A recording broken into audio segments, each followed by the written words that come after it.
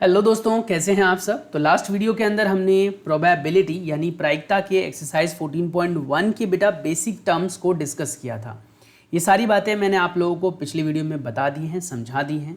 अगर आप लोगों ने वो वीडियो नहीं देखी है तो जाकर देखें, क्योंकि उसके बिना फिर आज की इस वीडियो से आपको बहुत कम सीखने के लिए मिलने वाला है। वैसे तो बहुत सारी चीज़ें मैं रिपीट करने ही वाला हूँ, लेकिन आई सजेस्ट यू कि पहले वो पढ़ लें आप। उसको पढ़ने के बाद ना आपका एक चीज़ श्योर हो जाएगा कि आप अगर ये मेरी वीडियो ये वाली जो अभी चल रही है ये नहीं भी देखोगे तो काम चल जाएगा आपका। लेकिन उस वीडियो को देखना ज़रूरी है, क्योंकि वहाँ पर मैंने आपको वो सारी बातें शेयर की हुई है जो आपके चैप्टर के क्वेश्चंस करने के लिए ज़रूरी है।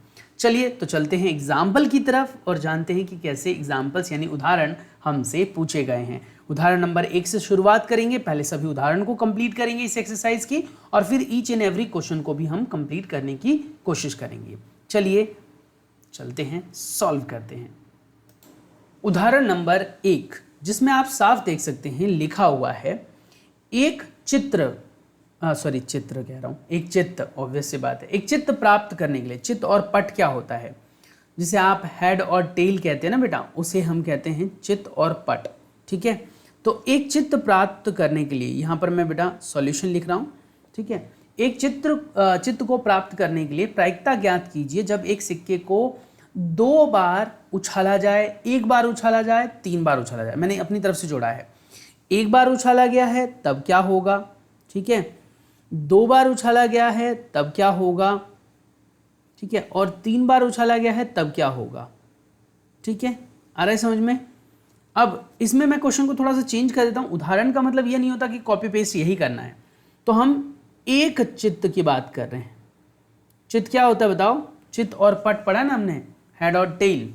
तो अब हमें ये ध्यान रखना है कि हमसे जो क्वेश्चन पूछा गया ना उसका उत्तर हम कैसे देंगे। तो अगर सिक्के को 1 बार उछाला गया है तो पहले लिखेंगे आप कुल संभाव्य परिणाम,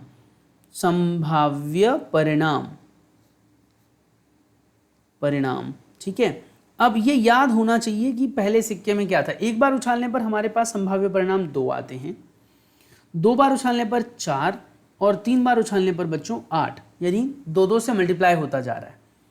अब कुल संभाव्य परिणाम तो हमें पता लग गया, लेकिन अनुकूल क्या है, अनुकूल परिणाम।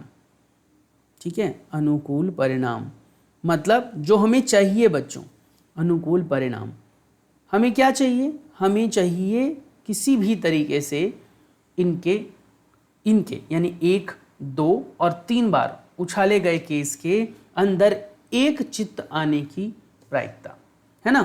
तो अब देखो, अगर मैं कहता हूं एक चित्त क्या होता है, बताओ क्या होता है चित्त, हेड या टेल, कमेंट करके बताओ। हेड को कहते हैं चित्त या फिर टेल को।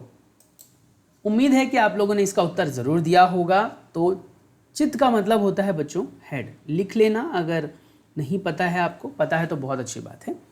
तो हेड, तो अगर मैं कुल संभाव्य परिणाम देखूं तो एक कॉइन में 2 होते हैं, लेकिन हमें तो सिर्फ हेड चाहिए। तो इस हिसाब से देखा जाए तो अनुकूल परिणाम में जो परिणामों की संख्या वो तो सिर्फ 1 हुई।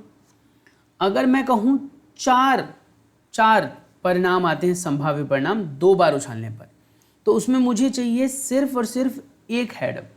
तो इसमें आ सकता है हेड टेल और टेल हेड, बस यही 2 पॉसिबिलिटी है। आप इसमें टेल वाला नहीं ले सकते क्योंकि उसमें 2 टेल है, हेड भी नहीं ले सकते क्योंकि उसमें 2 हेड है। हमें एक ही हेड चाहिए, तो इसमें हमारे पास 2 चांस हो गए। 8 वाले में देखो, जिसमें हमारे पास 3 बार उछाला गया है, तो उसमें आपके पास क्या आ सकता है। तो आप कहोगे जी हेड टेल आ जाएगा, टेल हेड टेल आ जाएगा, टेल हेड आ जाएगा, और इसके अलावा तो कोई चांस नहीं है। तो इसमें यहाँ पर 3 चांस हो गए। समझ में आ गया, क्योंकि इसके अलावा अगर आप लोगे तो या तो उसमें टेल होगा पूरा का पूरा, है ना, और या फिर उसमें हेड होगा पूरा का पूरा। वो हमें नीचे, हमें एक हेड वाला चाहिए, एक हेड वाले यही केस है बस। समझ में आ गया।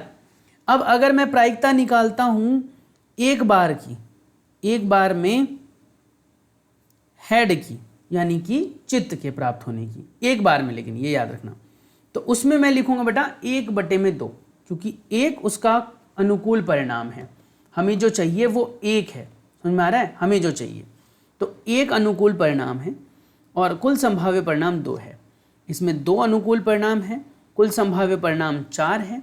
इसमें 3 अनुकूल परिणाम है, कुल संभाव्य परिणाम 8 है। तो इस तरीके से प्रायिकता बनाई जाएगी और सभी प्रायिकता एक से छोटी ही मिलेगी, चाहे तो आप ट्राई कर लेना। यहाँ पर एक कॉइन वाला है बेटा, तो देखो चित्त बोलते हैं हेड को, पट बोलते हैं टेल को, और इस हिसाब से इसकी घटना हो गई 1/2 चित्त की भी और पट की भी। समझ में आ गया। अब हम बात करेंगे बेटा हमारे उदाहरण 2 के बारे में। एक थैले में एक लाल, ठीक है, उदाहरण 2। अब कहोगे सर उदाहरण तो हमें करने ही नहीं थे, ज़बरदस्ती आपकी वीडियो देख रहे हैं बैठकर, क्योंकि आप बड़े प्यार से बोल रहे हो। देखो सिंपल सी बात है बेटा, एग्जाम्पल भी आते हैं पेपर में, तो छोड़ना नहीं है। देखो हो सकता है कि एग्जाम्पल्स आपको आते होंगे पहले से, अग्री, क्योंकि बहुत ईजी एग्जाम्पल्स हैं ये, आपको आते होंगे और आने भी चाहिए। लेकिन मैं कह रहा हूँ कि व्हाट इफ अगर नहीं आता होगा तो सीख लेने में क्या बुराई है। तो कहता है क्या, सॉल्यूशन जो दूसरे वाले का है, दूसरा एग्जाम्पल है ये। एक थैले में एक लाल गेंद है, एक लाल है बेटा, ठीक है, एक नीली है, एक नीली यानी ब्लू हो गई, और एक पीली गेंद है, एक यानी कि येलो हो गई। इन सभी गेंदों का साइज सेम है। कृतिका बिना थैला, ये माइक बार बार भाग जाता है भाई, क्या इशू है, महंगा सामान चाहिए क्या तुमको भी, रुक जाओ। हाँ तो कहाँ था मैं, कृतिका एक ही गेंद, एक ही साइज का गेंद है, बस उसमें कलर अलग अलग है। तो कृतिका को एक गेंद निकालना था बिना झांके। तो बताइए पीली गेंद की प्रायिकता क्या होगी। अरे भैया पीली 1 है, टोटल 3 हो गए। प्रोबेबिलिटी ऑफ पीली गेंद इज 1/3, है ना। अच्छा लाल गेंद होगी तो प्रोबेबिलिटी ऑफ लाल गेंद is also 1/3। Probability of blue गेंद यानी कि नीली गेंद होने की प्रायिकता भी वो 1/3 है। इस हिसाब से देखा जाए तो ये सभी बराबर बराबर प्रायिकता है, और इन प्रायिकताओं में आप देख सकते हैं कि सबके चांस बराबर हैं। ठीक है, क्लियर हो गया। तो ये सब चीज़ें आपको पता होनी चाहिए, और इन तीनों का जब अगर हम जोड़ेंगे तो 1 होता है। तो इससे हमें एक और पॉइंट मिल जाता है। पॉइंट क्या मिला, सभी प्रायिकताओं का जोड़, ठीक है, सभी प्रायिकताओं का जोड़ हमेशा 1 होता है। सभी प्रायिकताओं का जोड़ 1 होता है। ठीक है, तो ये चीज़ आपको ध्यान रखनी है, बड़ा ही सिंपल है। सभी प्रायिकताओं का जोड़ कितना होगा बेटा, 1 होता है। तो ठीक है, ये हमें 1 मिल गया, प्रायिकता का जोड़ मिल गया हमें 1। तो कैसे करेंगे, तो 1/3, 1/3 और 1/3, तो आ गया ये 3/3, जिसका मतलब होता है बेटा 1। तो सभी प्रायिकताओं का जोड़ हमेशा 1 होता है। अब 2 जो घटनाएं अभी हमने देखी बेटा, एक तो हमने डिस्कस किया कॉइन वाला, एक हमने बेटा डिस्कस किया गेंद वाला। एक और देख लेते हैं जिसमें हमारे पास कहता है उदाहरण नंबर जो 3 है वो है एग्जाम्पल नंबर 3। तो हमारा ये सॉल्यूशन नंबर 3 होगा, ऑब्वियस सी बात है बेटा। सॉल्यूशन हम नहीं देख रहे हैं, खुद कर रहे हैं। मान लीजिए हम एक पासे को एक बार फेंकते हैं, तो भैया ठीक है, एक बार फेंकोगे तो कुल संभाव्य परिणाम 6 बनेंगे। 4 से बड़ी संख्या प्राप्त होने की प्रायिकता, ठीक है, 4 से बड़ी संख्या प्राप्त होने की प्रायिकता, तो कुल परिणाम निकाल लो, या सभी परिणाम क्या होंगे, सभी संभव परिणाम, बताओ सभी संभव परिणाम क्या होंगे, वही 6 होंगे, 1 से लेकर 6 तक, 1 से 6 तक, ठीक है, यही होंगे, 1 2 3 4 5 6, है ना। अब हमारे पास यहाँ पर क्वेश्चन में पार्ट है, पहले में कह रहा है कि 4 से बड़ी संख्या, तो 4 से बड़ी संख्या कौन सी होंगी, हम लिखेंगे 4 से बड़ी संख्या, बताओ क्या होगी, 5 और 6, और इसकी प्रायिकता अगर हम निकालें, प्रायिकता 4 से बड़ी की, 4 से बड़ी लिख लो, पूरा लिखना पड़ जाता है यार। 4 से बड़ी संख्या की अगर हम बात करें तो वो है 5 और 6, जो कि 2 बार आ गए हमारे पास, और टोटल 6, तो 2/6 आ जाएगा। ऐसे ही इसका एक पार्ट है 4 से छोटी, इसके बारे में आप मुझे कमेंट करके ज़रूर बताएंगे। समझ में आ गया। तो ये एग्जाम्पल्स हैं, आसानी से कर सकते हैं आप। ऐसे ही और भी एग्जाम्पल हैं यहाँ पर हमारे पास, देखो इस तरीके से आप कर सकते हैं। बाकी जो आपको समझ में आ रहा है उसका आप रिफ्लेक्शन भी दे सकते हैं, अपने दोस्तों के साथ इन इन्फॉर्मेशंस को शेयर कर सकते हैं। ठीक है, इन इन्फॉर्मेशंस को ना आप शेयर कर सकते हैं। यहाँ पर देखो आप चौथा जो हमारे पास एग्जाम्पल है उसको देख लेते हैं। फोर्थ एग्जाम्पल क्या कह रहा है दोस्तों, ध्यान से देखना क्या कह रहा है, पढ़ लो एक बार फिर मैं समझाता हूँ आपको। कह रहा है अच्छी तरीके से फेंटी गई 52 ताश की गड्डी में से एक पत्ता निकाला जाता है, क्या प्रायिकता होगी उसमें से अगर इक्का निकाला गया हो तो। ठीक है, इक्का क्या होता है बताओ मुझे, कमेंट करके बताओ। मैंने आपको बेसिक क्लास में बताया था भाई, इक्का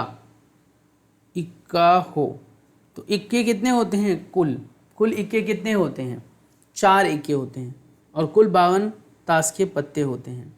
तो चांस क्या हो गए 1/13, यानी अगर पत्ता निकाला जाता है रैंडमली तो उसके निकालने के चांस 1/13 है पहले भाग में।